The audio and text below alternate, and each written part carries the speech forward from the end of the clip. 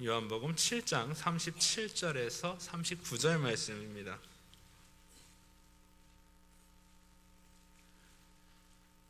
요한복음 7장 37절에서 39절 말씀.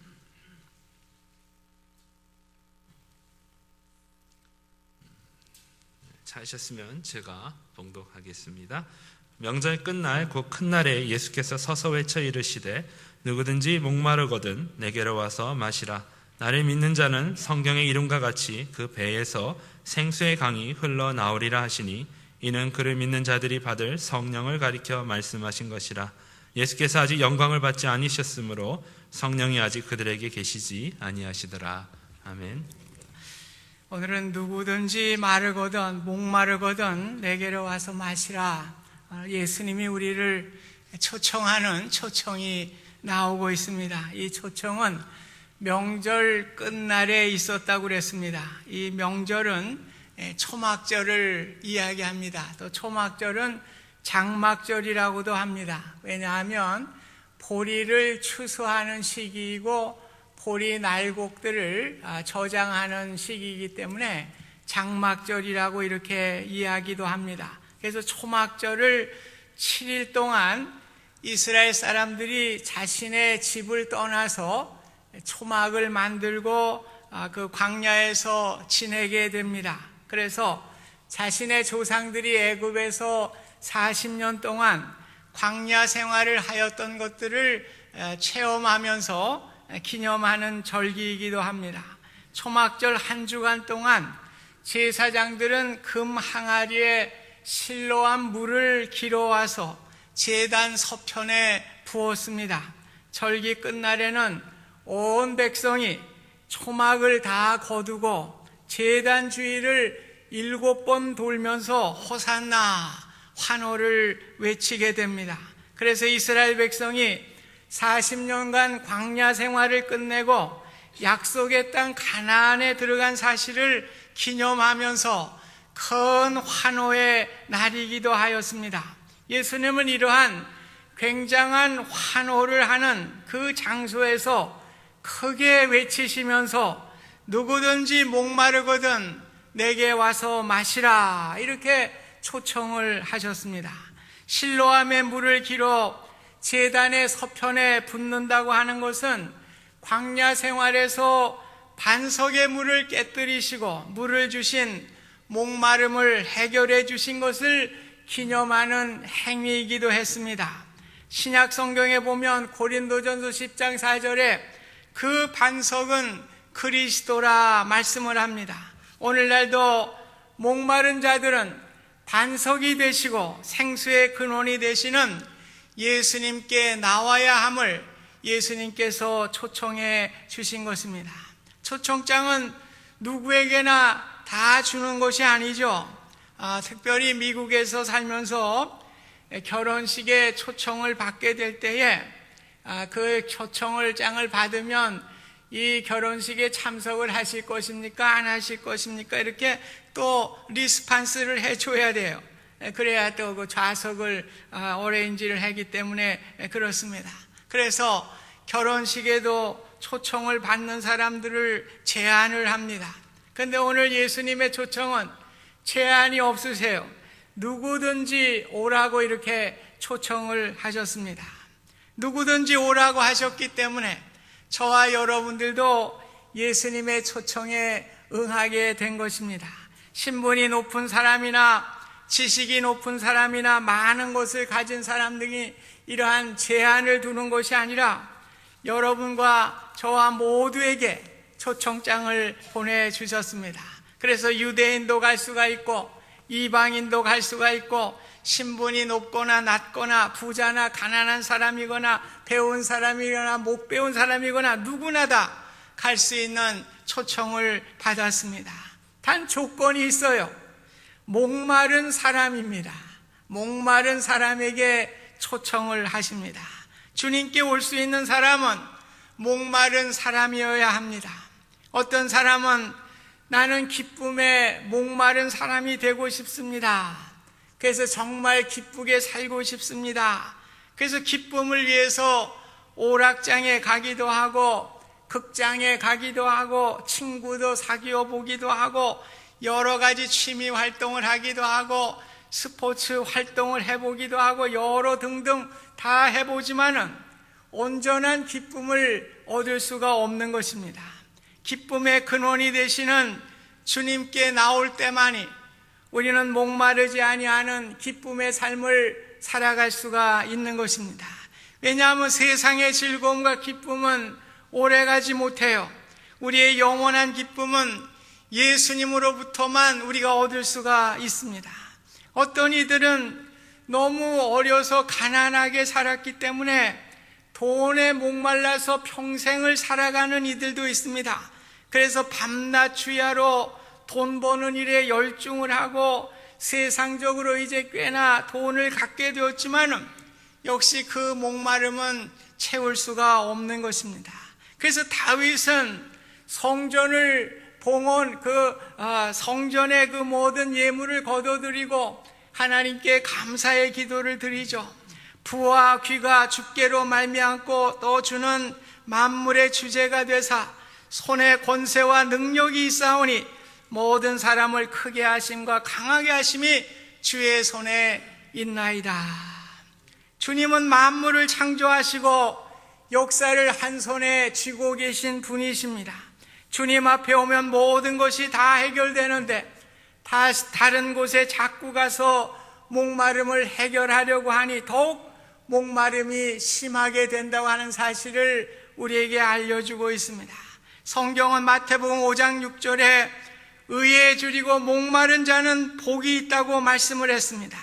우리가 진정으로 목마름을 가지고 살아야 할 것은 하나님 앞에 목마른 자로 살아야 할 것을 말씀하고 있습니다. 우리는 하나님을 간절히 찾을 때에 그 목마름을 해결할 수 있는 것을 성경은 말씀해 주고 있습니다.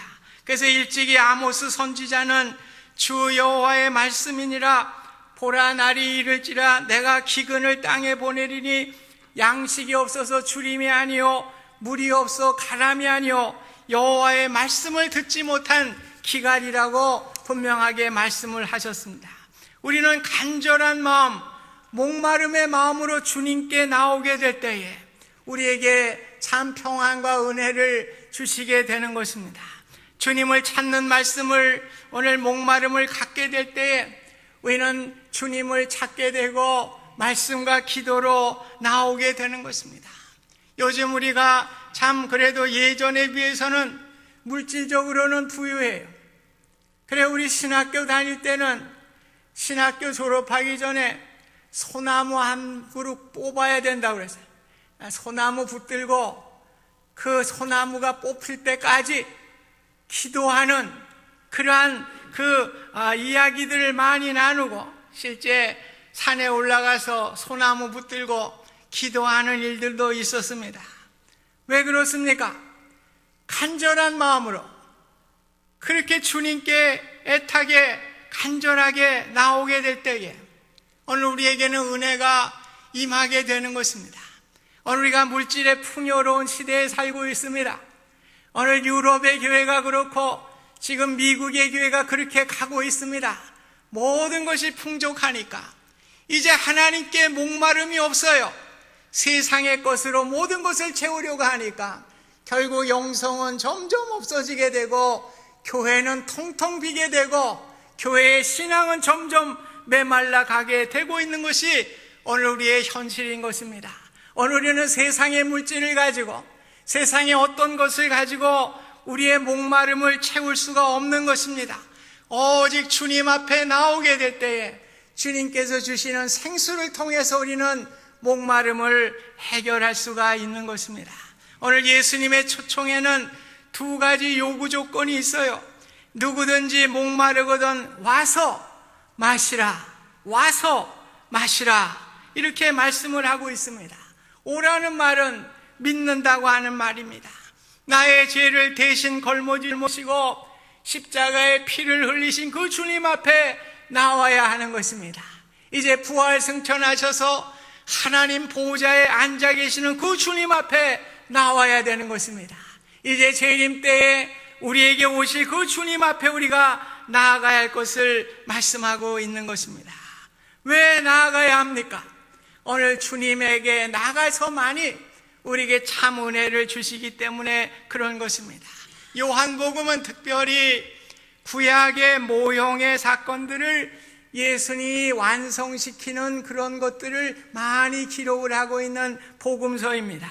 그래서 이스라엘 백성들이 광야에서 불뱀에 물려 죽게 될 때에 장대에 구리뱀을 달아서 그곳을 보는 자가 죽음을 면할 수 있던 것 마찬가지로 오늘 나무에 달리신 십자가에 달리신 주님을 바라보는 자가 죽음에서 영생을 얻게 되는 복음을 전하고 있습니다. 광야에서 먹었던 만나는 하루밖에 먹지 못하였고 늘 배고팠지만은 생명의 떡이신 주님 앞에 나오게 될 때에 영원히 배고프지 아니하고 목마르지 아니할 것을 말씀해 주셨습니다. 그들이 반석에서 나온 물을 마셨지만은 그것은 일시적이었지만은 오늘 생수 되시는 주님의 그 생수를 마시게 될 때에 우리는 목마르지 아니하게 될 것을 가르쳐주고 있습니다. 그들이 광야에서 불기둥과 구름기둥으로 인도함을 받았지만은 이제 참 구름기둥이요 불기둥 되시는 그 주님의 인도함을 받게 될 때에 우리는 참 은혜를 얻게 되는 것을 가르쳐주고 있는 것입니다. 6월절에 그들이 어린 양을 잡아서 피를 문방과 인설주의 발름을 통해서 죽음의 사자가 넘어가게 되고 생명을 얻은 것 같이 오늘 어린 양 되시는 예수 그리스도께서 이 땅에 오셔서 그 보배로운 피를 통하여 우리가 영생함을 얻게 되는 진리를 요한복음에서 우리에게 가르쳐주고 있는 것입니다. 그렇기 때문에 주님 앞에 나와야 할 이유가 있는 것입니다. 우리는 초청하신 주님 앞에 나와서 그분을 믿고 생수의 근원이 되시는 그분을 우리가 마셔야 할 것을 말씀하고 있습니다. 인생은 다 수고하고 무거운 짐진 자들입니다. 영원한 생수이신 주님께 와서 마시는 자만이 참 안식과 평안을 누릴 수가 있는 것입니다. 이렇게 주님께 와서 마시는 자에게 축복의 약속을 주시고 계셔요. 38절 보면 나를 믿는 자는 성경의 이름과 같이 그 배에서 생수의 강이 흘러나리라. 잘못 오해하면은 우리의 배에서 생수의 강이 흘러난다 이렇게 생각하기 쉬워요. 그런데 그렇지 않죠. 우리 가운데 생수를 만들어낼 사람은 아무도 없는 것입니다. 그래서 39절에 오해할까봐 부연 설명을 하죠. 이는 그를 믿는 자들이 받을 성령을 가리켜 말씀하신 것이라. 오늘 생수의 강이 흘러나는 것은 믿는 자들이 받을 성령을 말씀하고 있다고 분명하게 말씀합니다. 성령은 믿는 자에게 주시는 하나님의 선물입니다. 성령의 역사는 구약시대에도 있었어요. 그러나 그것은 제한됐습니다. 왕이라든지 제사장이라든지 선지자라고 하는 특수한 사람에게만 성령이 제한이 되어 있었습니다. 그러나 요엘 선지자는 말세가 되어서 모든 자들에게 부어주신다고 말씀을 하셨습니다. 그래서 39절에 가로를 쳤어요. 가로를 치고 또 부연해서 설명을 합니다. 예수께서 아직 영광을 받지 아니하셨으므로 성령이 아직 그들에게 계시지 아니하시더라. 오늘 예수님이 영광을 받은 사건은 무엇입니까? 십자가에 돌아가시고 부활하셔서 승천하셔서 하나님 보좌 우편에 앉으시는 그 시기를 말씀하고 있습니다. 그래서 아직 예수님께서 그 영광을 받지 아니하셨기 때문에 성령이 아직 그들에게 있지 아니하더라. 그래서 예수님은 승천하실 때에 제자들에게 예루살렘을 떠나지 말고 약속하신 성령을 기다리라고 말씀을 하셨습니다. 그래서 오순절날 성령이 불과 같이 혀와 같이 충만하게 그들에게 임하게 된 것입니다. 이제 오순절 이후 믿는 사람에게는 성령이 임하게 되는 놀라운 은혜가 우리에게 임하게 되었습니다. 이제 성령이 우리 가운데, 우리 마음 가운데 흐르고 있는 것입니다. 요즘 여러분 가스스테이션에 가면은 날마다 가스값이 떨어져요. 그래, 왜 그래요?